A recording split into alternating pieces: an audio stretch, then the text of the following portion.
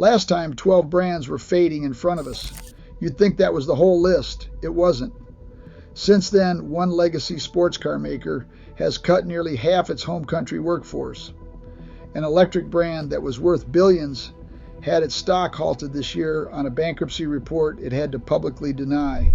And a 100-year-old name just watched its U.S. sales fall by more than a quarter in a single year. Here's the thread running through all 9 of these. It's not just that buyers are walking away. It's that the people who own these brands, the parent companies, the investors, the money, are quietly backing away too. A brand can limp along on weak sales for years.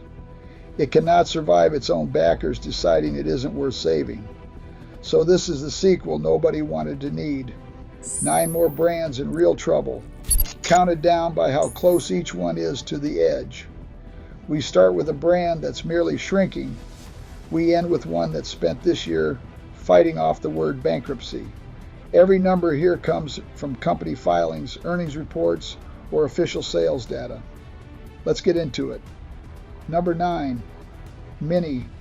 We start with the least severe case because it shows how even a healthy parent can quietly pull back. Mini's U.S. sales fell 10% in the first quarter of 2026, part of a broader slide for a brand that keeps getting smaller inside BMW's lineup.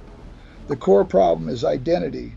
As Mini pushes up market and electric, its cars cost more while staying just as small, and the value proposition that built the brand has thinned out.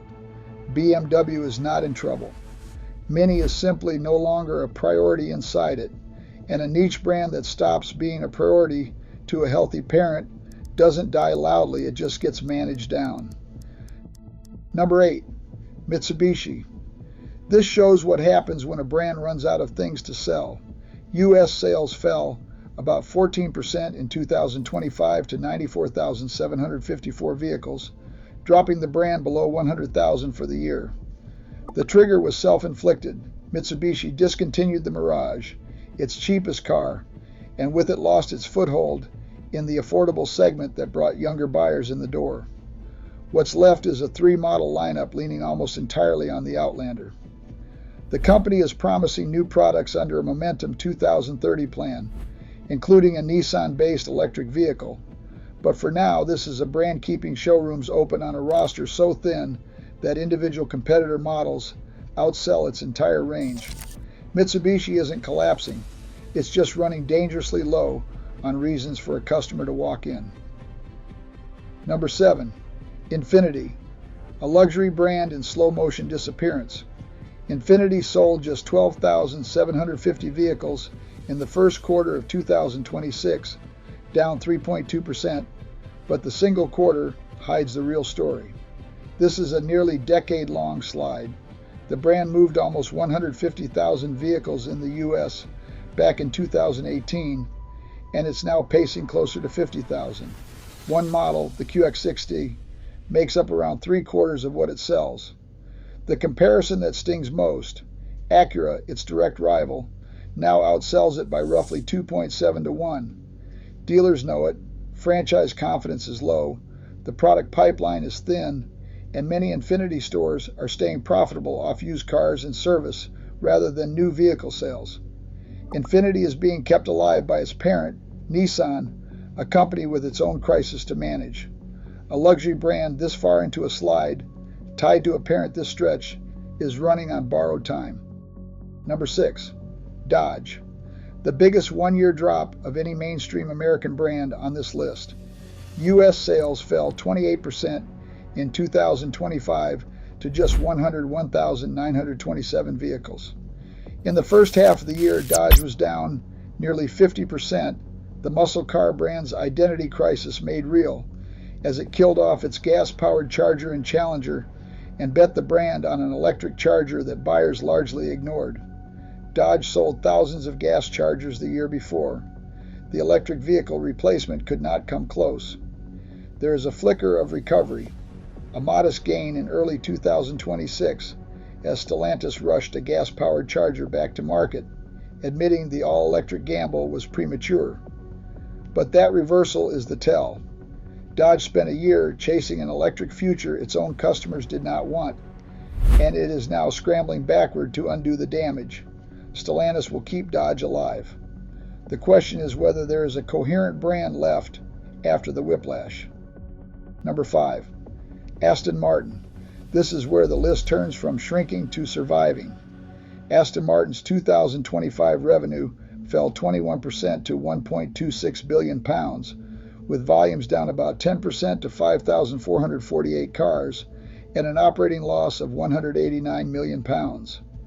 In response, the company announced it would cut around 20% of its workforce, and its debt is believed to sit near £1.4 billion.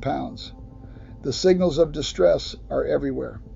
Aston Martin sold the rights to use its own name on its Formula One team for roughly £50 million, just to shore up its finances.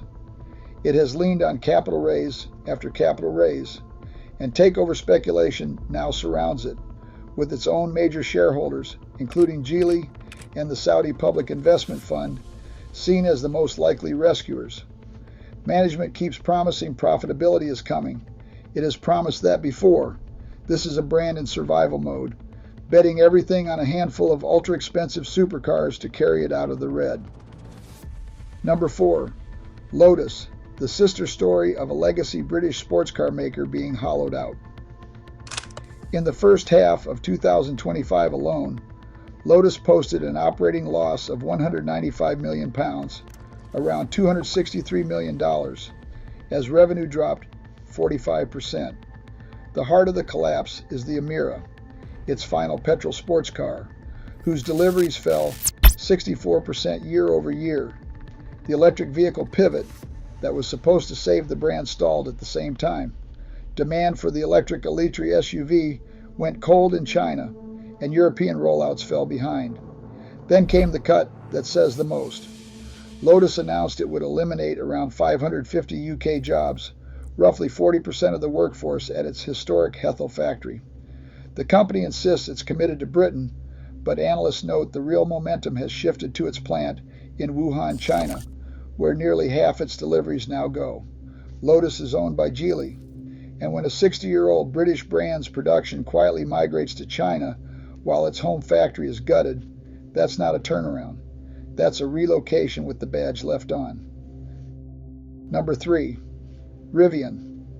Now we move to the EV startups, where the danger is not slow sales, it is the clock on the cash. Rivian lost $3.6 billion in 2025.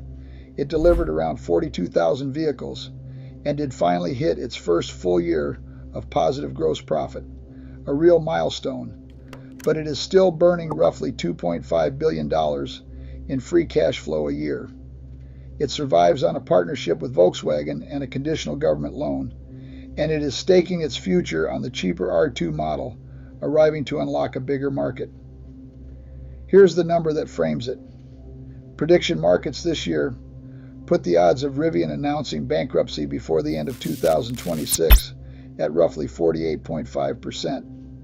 Rivian is arguably the strongest of the EV startups, and it is still close to a coin flip. In this business, running out of money kills a brand long before the order book empties. Rivian is racing its own bank balance to the finish line. Number 2, VinFast. The starkest set of numbers on this entire list.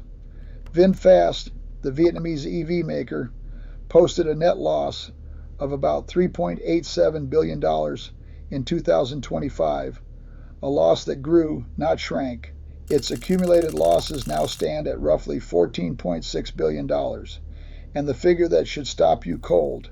At the end of 2025, the company reported cash and equivalents of just $292 million. Read those last two together. $14.5 billion in accumulated losses against under $300 million in cash. The only reason VinFast is still standing is that its parent conglomerate, Vingroup, keeps funding it. The brand is effectively being kept alive by one backer's willingness to keep writing checks. VinFast is still promising expansion, new plants, new markets, a U.S. factory. But a company burning money at this rate, surviving entirely on parent support, is one boardroom decision away from the end. Number 1. Lucid, the brand that spent this year fighting the word no automaker wants attached to its name. Lucid burned around $3.8 billion in free cash flow in 2025 on just 15,800 vehicles delivered. That's a staggering amount of money for that few cars. In the first quarter of 2026, it lost $1.03 billion, nearly 3 times its loss a year earlier. The stock, which peaked near $58 after its 2021 debut, is down more than 90%. The company has cut deep into its workforce more than once and overhauled almost its entire senior leadership. Then this year, Lucid's stock was halted and crashed on a bankruptcy report, one the company publicly denied. Denied or not, that's the moment a brand's fight for survival stops being a financial page story and becomes front page fear. Lucid is betting everything on a cheaper mid-size model and a robotaxi program to change the math before the money runs out. Analysts don't expect it to generate positive cash flow for years. It is right now the clearest example of the thread running through this whole list. A brand can have beautiful cars, real technology, and genuine believers, and still be one funding round away from the end. 9 more brands. Some are merely shrinking, some are being quietly relocated, and some are counting the months of cash they have left. But look at what connects them, because it's different from last time. These aren't just brands customers are leaving. These are brands their own owners and investors are backing away from, parent companies managing them down, backers deciding they're no longer worth the money. That's the quiet way a brand actually dies. Not in a dramatic showroom collapse, but in a boardroom, when the people who kept it alive decide to stop. So the question from last time still stands, just sharper. Not who falls next, but who's already been given up on. Which of these 9 do you think won't make it to the next video? Tell me below. And subscribe, because at this rate there's going to be a part 3.